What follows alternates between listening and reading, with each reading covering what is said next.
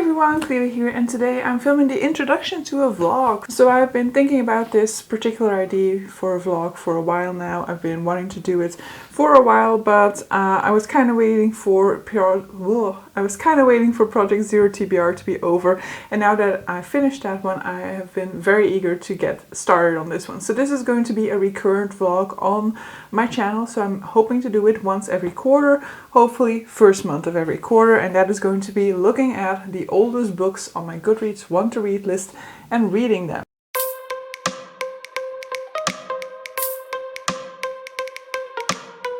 So typically 3 will see, because I'm filming this clip after having read the 3 books, and 3 was a little bit on the long side, so maybe I'll just do 2, we'll see.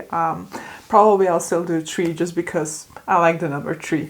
But so yeah, in this one I'm going to look at the 3 oldest books on my Goodreads want to read list. I think my Goodreads want to read list is quite interesting because I joined Goodreads in 2008, and I just have the 1 book left that I added in 2014, but that's like a gap of 6 years since joining Goodreads and adding my first book. It is the case that in the past I used to like find out about books I wanted to read by going to the bookstore, and so discovering BookTube has had a very big impact on the way in which I discover new books that I want to read. However, I don't know whether I really didn't add any other books before that, or whether they've just been read. Let's be optimistic, whether they've been read or whether, you know, I've just removed them, because I do from time to time go through that list, and if I don't really remember why I put a book on there, I remove them. At some point I also removed quite a lot of classics from there because I was like, you know what, I don't need a reminder to read these classics. If I'm in the mood for a classic, I'm sure I can figure out which ones I have an interest in. But so yeah, looking at this list at this moment in time, the 3 books that I will be reading for this vlog are Annihilation by Jeff Vandermeer. So this is the oldest book on there, and interestingly enough I added it like 2 months or 3 months after it was originally published, and at this point in time the entire trilogy has been completed. There has been a movie adaptation, and the movie adaptation is already a few years old at this point in time. I feel like everybody and their mother has read Annihilation, or, you know, like anybody who's interested in reading Annihilation has already long picked up this book, and I'm way overdue, but I am finally picking it up. So Annihilation by Jeff Vandermeer, first one on there, and then we enter BookTube era. From then onwards I was watching BookTube. I think the first one that is on there, I had not yet started filming, or I might have started filming but I hadn't started posting yet. So my first video on BookTube is from the 31st of August 2018, so right before that I added the second book on this vlog, which is A Natural History of Dragons by Marie Brennan. I think Mercy Napier was recommending that one on her channel. And then the third one is definitely a BookTube edition, and that is Three Souls by Jenny Chung, which is the favorite book of Kate from the channel Kate Feel. So those are the 3 books that I will be reading. Spoiler, I have read them because, as I said, I'm filming this after having read them. But yeah, let's go back in time and let me walk you through this experience. Hey guys, I just put some cream on my face, so might as well film an update now, I guess. But so yeah, I have started the first one for this vlog, and that is A Natural History of Dragons. So I've actually been reading a little bit in it every single day for like 4 days or so now, so I'm almost to the 100-page mark at this point in time. So in it we are following our protagonist Isabella, who from a young age onward has kind of had this interest in figuring out the natural world, so to speak. Particularly she's interested in dragons, but early on she does experiments with other like dragon-esque types creatures. So with sparklings they're called, but they, based on their description, kind of sound like dragons, or like small dragons that emit sparks instead of flames. And so she's been doing these sort of like experiments and, you know, drawing these creatures to kind of understand more of their habits, their anatomy, and things like that, the differences between the different types of these creatures. And so what she really kind of wants, what would be her passion in life, is to do this type of research, but on dragons. However, she is a young woman in a Victorian-esque type culture, and time. And so as a result, this is a life path that is not going to be easy for her to achieve. Now, the entire thing is kind of written as a memoir, and the underlying tone kind of implies that she will be able to manage it. But so yeah, I very much enjoy the writing style of this a whole lot. Very much love that memoir style, that reflective style of an older version of herself, looking back on her younger self and on her past acts and decisions. So yeah, I'm 100 pages in. I cannot say too much. They're about to kind of leave on their first ever expedition that she's kind of managed to weasel her way into, in spite of being a woman. So yeah, I'm going to be continuing on with this one. I'm really enjoying it so far. And so yeah, this is a book that comes heavily recommended to me from Sasha from the channel The Wild Sasha, and also Sarah from Voyaging Worlds has recently been reading it. I think she has just completed the series, but I'm not entirely sure. But so yeah, she has definitely been enjoying it so far a whole lot. And the way things are going so far, I'm hoping that will be the same for me. Hey guys, about 100 pages to go until I finish A Natural History of Dragons. So I'm really enjoying it a whole lot. I really think that it's also just like cleverly done, you know, like we have it told in sort of like memoir style, which allows us to see her kind of fumble around like on her first sort of like expedition with at the same time having sort of like her commenting on her past self and her past mistakes. So that first of all already gives like an intriguing hint into a future, because from time to time she will kind of hint at mishaps that are still to come in future adventures. But also it allows for us to kind of see her being exposed to other cultures, other ways of life, people in different classes and things like that for the first time, and thus having all of these like preconceptions and prejudices that from time to time sneak in, and having her older self then be able to comment on that privilege that is being shown at that point in time. And so yeah, I'm really enjoying it so far. So the main sort of like plot point of this book in any case is a sort of mystery surrounding the dragons in this area that they are visiting, because they are acting odd. Basically, they've been actively attacking people, sometimes even leading to casualties, where before that they haven't really done that. And so aside from using this expedition to find out more about dragons and to get to know more about their anatomy and things like that, their behavior, they also are going to try and figure out why these animals are acting like that, what has changed to make these dragons all of a sudden so aggressive. But so yeah, I'm going to be continuing on with like one more chapter I think tonight, and then I'll be finishing out tomorrow. Alright, so I finished A Natural History of Dragons, which I definitely thought was solid. I mean, for my rating, I'm not sure between like a 3.5 or a 4. I definitely enjoyed it a whole lot, but it's like definitely not a new favorite, so definitely cannot go into like the 5-star range or anything like that. But did I think it was so good to be a 4? I don't know. I think I have to wait for the remainder of the series to see whether I get more attached to these characters. I definitely think it's great. It's real fun. I would highly recommend it. I love, as I said, like the sort of memoir style in which it is told. Towards the end, I was kind of losing interest from time to time, because there's a little bit more of a sort of like detective element that comes into it, which I don't particularly enjoy.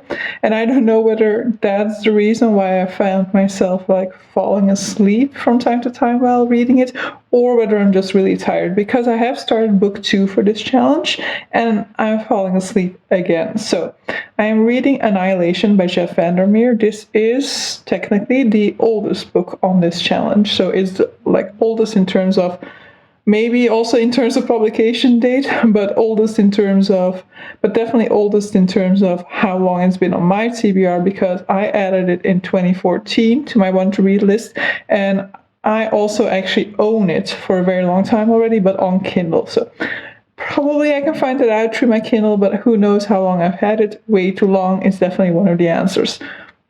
Now in Annihilation, we are basically looking at a research project project to some extent.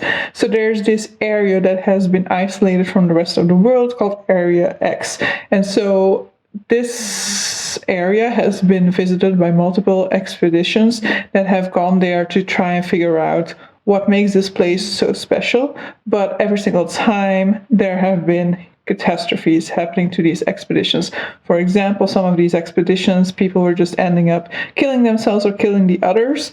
And most recently, the last few expeditions, people have returned, but they have returned not fully themselves.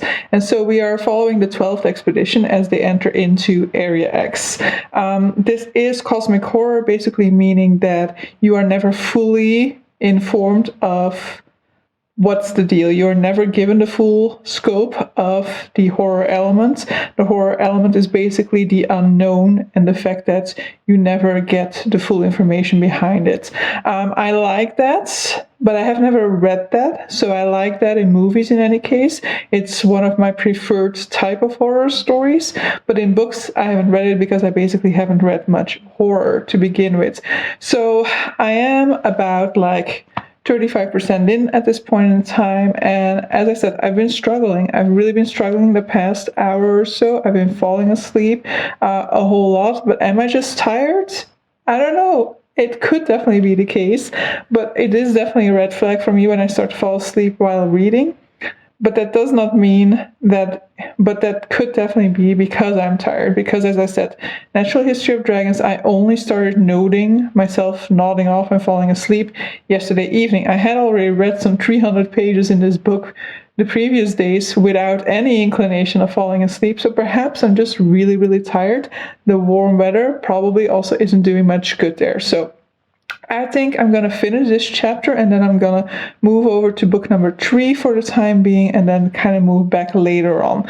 What definitely also isn't helping is the fact that this book has massive chapters. So the book isn't long in total, so it's like 195 pages, I think, but it's divided in only 5 chapters. And so I am not great when it comes to long chapters. I much prefer small chapters so that I can stop whenever I want, because a long chapter, like I have big problems focusing on one thing for a very long time or for a normal amount of time. And so usually I like to take breaks, even if they're just like a few minutes breaks in between the chapter. Now I'm kind of like taking the breaks in the middle of a chapter, which doesn't help getting back into it neither. So I'm not fully convinced yet, but I'm also not convinced that the reason that I'm falling asleep is because it's boring. The reason I'm falling asleep is most likely just because I'm tired. Hey guys, my apologies if there's a lot of background noise to this, but yeah, I have everything open here right now at this moment, and there's a construction crew in the apartment building next to me. But so I finished book number 2 for this challenge. So I finished Annihilation by Jeff Vandermeer. I really enjoyed this one a whole lot. So this one is really like vibes very much. It's a weird sort of book in which, you know, unsettling stuff happens all the time, and you never really get any sort of like explanation for that stuff. Never really get any sort of explanation of what's going on, why are things happening the way that they are happening. As a result, if you don't like unresolved storylines, then this one won't be it for you. I can tell you that. First of all, it ends on uncertainty. It has a very open ending. And it is first of a trilogy, but I do believe that we're going to leave the uncertainty there. The second book, in any case, is definitely following a different character. So perhaps we will find out some things about the character that we've been following in Annihilation, but there are no guarantees for that. And I actually think the way that this story is written, or the way that, you know, we are left with all of these questions all the time, that probably he's not going to be answering those questions in his later books neither within this series. But so I really enjoyed it a whole lot, but it definitely has its audience, and definitely if you are somebody who needs the answers, this probably will be a very frustrating read for you. But so as I said, in the beginning I was kind of having some more difficulties with it, just because at first, you know, it kind of needs to get started and the unsettling stuff doesn't really immediately kick off, or at least not for me. The intrigue wasn't immediately there. It is of course possible because those like for a 24-hour period there, I was kind of struggling with staying awake while reading, and I think it was the heat kind of affecting me, so that potentially influenced my difficulties with the beginning of this book. But afterwards, I absolutely enjoyed this one a whole lot, so would recommend. And so currently I am reading the third book for this selection, which is Three Souls by Jenny Chung, I think her name is. This is an Asian historical fiction story taking place within China. We are following our protagonist, which I'm not entirely sure of her name anymore. Just Lin Fei, I think, or Jin Fei. Not entirely sure at this point in time, but so she's this young girl who basically has this hope of being able to go on to university and study to become a teacher and basically help educate the next generation within China through her education. She is a third daughter, so she's kind of hopeful that her father wants her to, marry her off, because he already had two daughters to marry off. So she's kind of hoping that her position as third daughter will allow her more freedom. And so the structuring of this is that we kind of start off from the moment in which she passes away, and then her three souls basically indicate that she is kind of stuck in the mortal realm, so to speak. She's kind of stuck on Earth because she has unresolved business, or because she negatively impacted somebody's life, and she kind of needs to resolve that situation. And then as we're going through the book, we kind of alternate between the story of her past life and then the three souls providing commentary on that. But I'm actually not enjoying that structure. I'm finding myself really struggling with the sections in which we have the three souls talking about what has just taken place. I feel like that really slows down the pacing a whole lot. So I am kind of struggling with this one as well, which I didn't really see coming. I also, to some extent, am kind of tired of looking at this history from the perspective of, like the young girl who defies convention. These types of perspectives. That is the much needed storm finally starting. So these types of stories are often told from the perspective of, the odd one out in the family. This girl wants to defy basically tradition, and everyone around her follows tradition and seems to have no problems accepting the roles that fate and family life and tradition require of them. And I'm kind of, to some extent, tired of always following the odd one out, of always following the girl who, like us modern readers, wants more, or wants a more equal role, or at least is all, or not necessarily who wants. I don't necessarily have a problem with her wanting that. I have a problem with, we're always following the defiant one. And maybe that's why Persuasion is my favorite Jane Austen, because in Persuasion the character of Anne is like a character who is always settling. She's always aware of her role within society and who seems to be accepting that, while innerly she is not. Of course, innerly she has other desires, but she's always compromising her desires for what she knows society wants for her, what she knows her family needs from her. And I kind of am tired, I guess, to some extent, of always looking at these types of stories from the defiant perspective. And so yeah, it's not really working for me so far. And so I'm a third of the way into this book at this point in time, and I'm actually considering DNFing it. Part of this is, of course, also because I have read quite a few books that feature China at this point in time. It starts a little bit earlier than most of the books that I read from this time period. So we are in the warlords era at this point in time. And so the Nationalist and Communist Party are opposing one another and battling it out. And so at this point in time, it is, like a detriment to be associated with the Communist Party. And then later on with the story, within her life, I'm guessing it's going to shift where, you have to to prove yourself to be a communist, and if you have criticism towards the Communist Party, then you will be persona non grata. So because I've seen this page in history so many times, that's also not really keeping me engaged when the other elements to the story aren't really catching my attention. So perhaps this is the conclusion, that I should actually just DNF it at this point. It's like 5 seconds later or so. I mean, I tried to continue on, but we are at one of these chapters in which her souls are talking to her. And yeah, no. I also checked some Goodreads reviews, so like some of the negative reviews. Usually when I want a DNF, I read negative reviews, which then kind of push me into DNFing usually. But so yeah, I am gonna DNF it for the reasons that I indicated earlier. One thing that I kind of forgot to say is that, you know, when her 3 souls are communicating with her, the reason why they're going through her story again is because she kind of has memory loss at that point in time. You know, her soul detached from the body no longer remembers what has taken place within her lifetime, and so that's why we are revisiting her life this way.